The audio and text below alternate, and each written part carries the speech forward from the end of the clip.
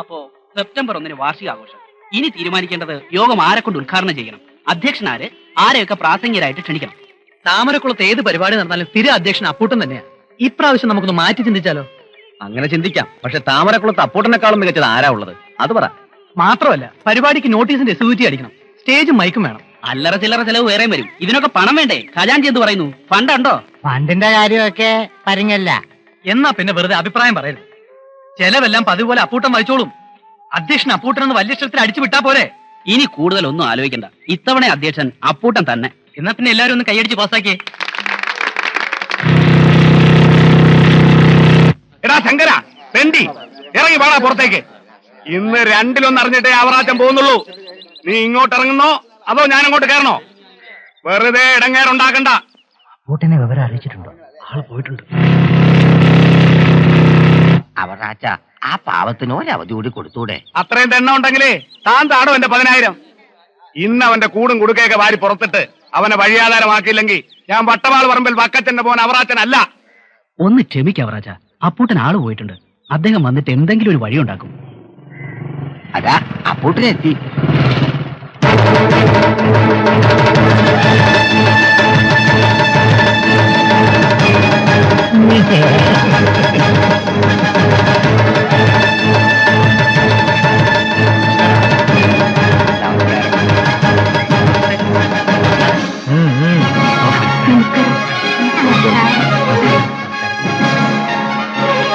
ഒന്ന് മാറി മെമ്പർ അങ്ങോട്ട് പൊക്കട്ടെ. ഒരു ഡീസൻസി ഒക്കെ വേണ്ടേ?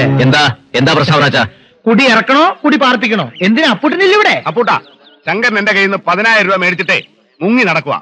എന്നെ നടത്തിക്കാൻ തുടങ്ങിയിട്ട് കാലം കുറയായി. ഇന്നാ പിടികിട്ടിയത്. എനിക്ക് എന്റെ കാശ് കിട്ടണം അപ്പൂട്ടാ. ആഹാ, കടം മേടിച്ചിട്ട് ഒളിച്ചു കളിക്ക്. അത് ശരിയാവില്ലോ, നെറികേടല്ലേ. എന്താ ഈ നാട്ടിൽ ചോദിക്കാനും പറയാൻ ആരും ഇല്ലെന്ന് വിചാരിച്ചോ? അവറാച്ച നിക്ക്, അപ്പൂട്ടൻ പരിഹാരം ഉണ്ടാക്കാം. ശങ്കരേട്ടാ വാതിൽ തുറക്ക്. അപ്പൂട്ടനാ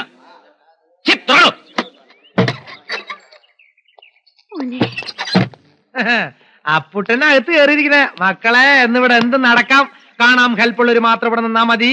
ഇന്ന് കാശ് കൊടുത്തില്ലെങ്കിൽ ശങ്കരൻ സമയത്തിൽ ഞാൻ സ്വർഗയാത്ര ചെയ്യുന്നു.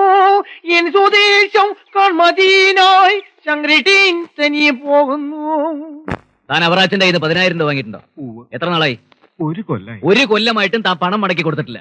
എന്നും ദേവിയുടെ മുമ്പിൽ ചെണ്ട കൊട്ടുന്നവനല്ലോ താൻ. നേരും നിറയും വേണ്ടേ? 10,000 രൂപ വെറുതെ കിട്ടുമോ?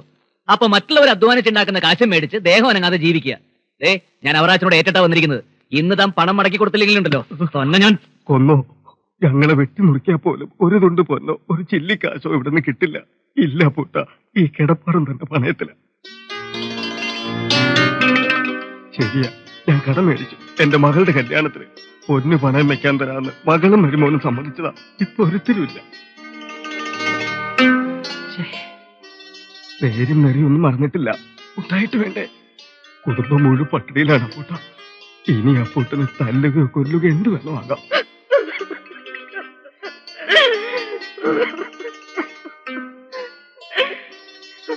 കരയരുത്, കരയരുത്. പണമല്ലല്ലോ വലുത്. നമ്മളൊക്കെ മനുഷ്യരല്ലേ. മനുഷ്യർക്കല്ലേ മനുഷ്യരെ അറിയാനൊക്കൂ.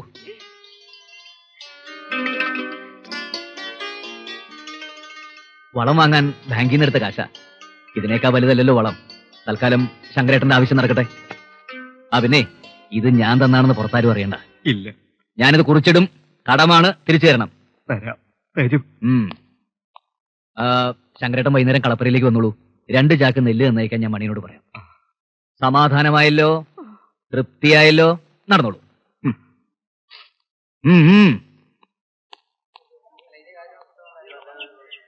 10,000 രൂപയുണ്ട്. ഞാൻ വൈകിട്ട് അങ്ങോട്ട് വരാനിരിക്കായിരുന്നു. ഇത് പെട്ടിയിൽ വെച്ചിട്ടായിരുന്നോ തന്റെ കളി? അപ്പോ താടിയുള്ള അപ്പനെ പേടിയുണ്ടല്ലേ? അപ്പൂട്ടൻ വന്നപ്പോ ഇളകാത്ത കാശ് ഇളകി. അതാണ് നമ്മുടെ മെമ്പർ അപ്പൂട്ടൻ. എന്നാ പിന്നെ ഞാനങ്ങോട്ട്. നമസ്കാരം. കുഞ്ചാരെ, പട്ടാളത്തിലുള്ള മകന്റെ പണവും കത്തുമൊക്കെ വരാറില്ലേ? നീലി, ചാത്തൂട്ടി കുടിച്ചിട്ട് വന്നിട്ട് രാത്രി ദേഹോപദ്രവൊന്നും ഇല്ലല്ലോ? അപ്പൂട്ടൻ വന്ന് പേടിപ്പെടുത്തിയ പിന്നെ വിളക്ക് വെക്കുന്നതിന് മുമ്പ് ആള് പൊടിയിലുണ്ട്. സന്തോഷം.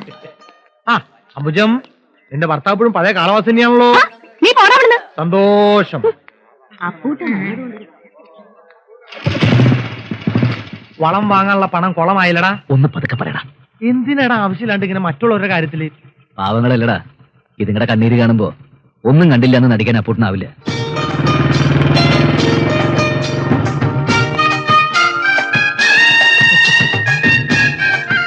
നമസ്കാരം അപ്പൂട്ട.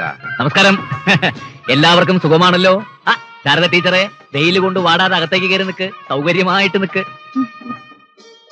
അപ്പൂട്ടം വക വെയിറ്റിംഗ് ഷെഡിന് ചോർച്ചയൊന്നുമില്ലല്ലോ. 9638 രൂപ 40 പൈസ ചെലവാക്കി കെട്ടിയതാ. ഇവിടെ കോടികൾ മുടക്കി ഉണ്ടാക്കി ഇടമേലാർ അണക്കെട്ട് വരെ ചോർന്ന്. പിന്നെയാണ് ഈ നക്കാപ്പിച്ചയുടെ വെയിറ്റ് ഷെഡ്. എന്തായാലും വളരെ ഉപകാരമായി അപ്പൂട്ട. മഴയും വെയിലും കൊള്ളാൻ നിൽക്കാലോ. ഓഹോ, കേട്ടില്ലടാ. ഇതിനു വേണ്ടി അപ്പൂട്ടനെല്ലാം ചെയ്യണത്. വെറുതെ എല്ലാ നാട്ടുകാരെന്നെ പിടിച്ച് പഞ്ചായത്ത് മെമ്പറാക്കിയത്.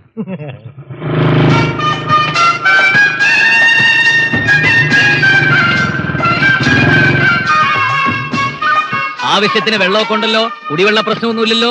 വെള്ളം കോരിത്തരം പുതിയ ആളെ നിയമിക്കണ്ടല്ലോ. അപ്പൂട്ട വായനശാലയിലേക്ക് ഒരു ടി വി മേടിച്ചു തരുമോ ക്രിക്കറ്റ് കാണാൻ? എന്ത് വിളിക്കടാ അപ്പൂട്ടനോ? എടീ കോമതി, ഈ താമരക്കുളത്ത് ഇന്നലെ പെറ്റ് വീണ കൊച്ചു തൊട്ട് വയതായി ചാവാൻ കിടക്കണവർക്ക് വരെ അവൻ അപ്പൂട്ടനാ. പേച്ചിത്തള്ളേ, വാർദ്ധക്യ പെൻഷനൊക്കെ കിട്ടുന്നുണ്ടല്ലോ അല്ലേ? ഉണ്ടടാ മോനെ. നിന്റെ കല്യാണം വന്ന് ഉറപ്പിച്ചോ മോനെ? ഇല്ലല്ലോ. നിനക്ക് പ്രായം എത്രയായി എന്നറിയൂ? ഈ വരുന്ന ചിങ്ങത്തില് 30 വയസ്സ്. അയ്യോ, എന്തിനു ഓർമ്മശക്തി. അതേടാ, ഈ വയറ്റാട്ടിയുടെ കയ്യിലേക്കാ ഇവരെ തെറ്റിട്ടത്. ആദ്യം ചത്തവും ചൂരും ഒന്നും ഇല്ലായിരുന്നു. എല്ലാരും പേടിച്ചുപോയി. പിന്നെ വാ കീറി ഒരലർച്ച. ആ കൈ ഇങ്ങോട്ട് കാണിച്ചേ. മുറുക്കാൻ മേടിച്ചോ. എന്റെ മക്കള് നന്നായി വരും. ഇത് എത്രാമത്തെ പ്രാവശ്യമാ? 50 രൂപ കിട്ടാനില്ല തള്ളടി പ്രസംഗം. എന്നാലും അത് കേക്കണതൊരു രസാടാ.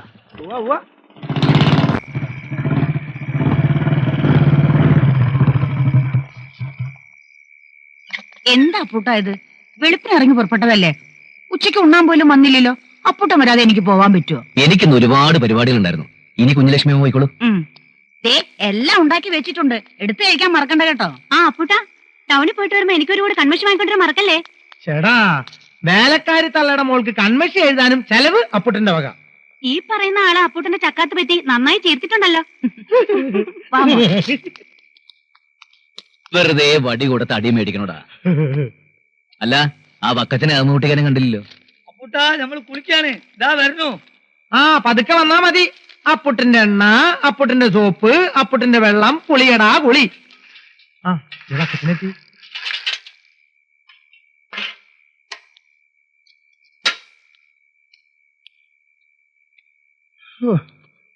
കീഴേ പറമ്പിലെ തേങ്ങ ഇടയിൽ കഴിഞ്ഞു. ആകെ തേങ്ങ 4300. അതിൽ വെട്ടുകാരനും സൂക്ഷിപ്പുകാരനും പരിസരവാസികൾക്കും കൊടുത്തിട്ട് ബാക്കി തേങ്ങ 4000. അതില് വക്കച്ചന്റെ വട്ടച്ചെലവ് കഴിച്ചിട്ട് ബാക്കി എത്രയുണ്ടെന്ന് പറ. 13,620 കണക്കതിലുണ്ട്. മണിയാ, ഓ, കുറിച്ചിട്ടോ? കുറിച്ചിരുന്നുണ്ടേ. ഇന്നത്തെ വരവ് തേങ്ങ വിറ്റ വകയിൽ 13,620 രൂപ. ചെലവ് ശങ്കരേട്ടനെ സഹായിച്ച വകയിൽ 10,000. മച്ചിങ്ങിലെ മാധവിക്കുട്ടി കരഞ്ഞു കാണിച്ചപ്പോ കൊടുത്തത് 100. പേച്ചിത്തള്ള പേരെടുത്ത കഥ പറഞ്ഞ വകയിൽ 50. ആകെ 10,150. പിന്നെ ശങ്കരേട്ടന് സഹതാപം തോന്നിയ വകയിൽ കൊടുക്കേണ്ട നെല്ല് 2 ചാക്ക്. പുരോഗമിക്കുന്നുണ്ടേ. ഒന്ന് പതുക്കെ പറയടാ, അമ്മ കേക്കും.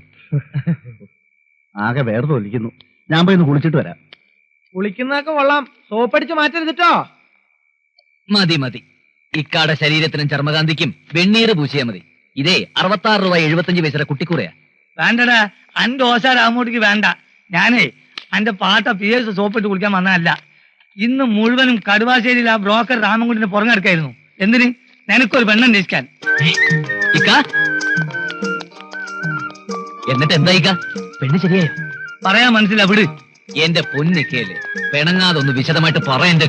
ചേടാ, അത് വലിയ പൊല്ലാ പല, വിട് നമുക്ക്, ഞാൻ പറയാം. കടുവാശ്ശേരിയിലെ വാസുദേവ പണിക്കരെ മോള് ഓമനക്കുട്ടിയാ പെണ്ണ്. ജാതക ഉത്തമത്തിൽ ചേർന്നിരിക്കുക. ഇക്ക, പെണ്ണെങ്ങനെ? പോയി നോക്കടാ നമുക്ക്. ഇക്ക, ബാക്കി പറ. ചേട്ടാ, നല്ല മുഞ്ചത്തി പെണ്ണ്, വലിയ തറവാട്ടേര്. നാളെ രാവിലെ 10 മണിക്ക് എന്നെ അവിടെ എത്തിക്കാന്ന് നമ്മൾ വാക്കുകൊടുത്തിരിക്കുക. അതിനെന്താ, പോവാലോ.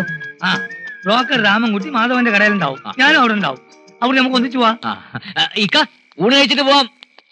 വേണ്ട, ഇനി ഊണ് വേണ്ട, ലേശം കഴിച്ചിട്ട് പോവാന്ന്. അത് ഞാൻ വന്നപ്പോഴേ എടുത്ത് കഴിച്ചിടവായ. ഓമനക്കുട്ടി, നല്ല മൊഞ്ചുള്ള പെണ്ണ്. ഇപ്പൊ വെള്ളം ഇറക്കണ്ടേ? മൊഞ്ചാണോ കൊഞ്ചാണോ നമുക്ക് നാളെ കണ്ടിട്ട് തീരുമാനിക്കേ.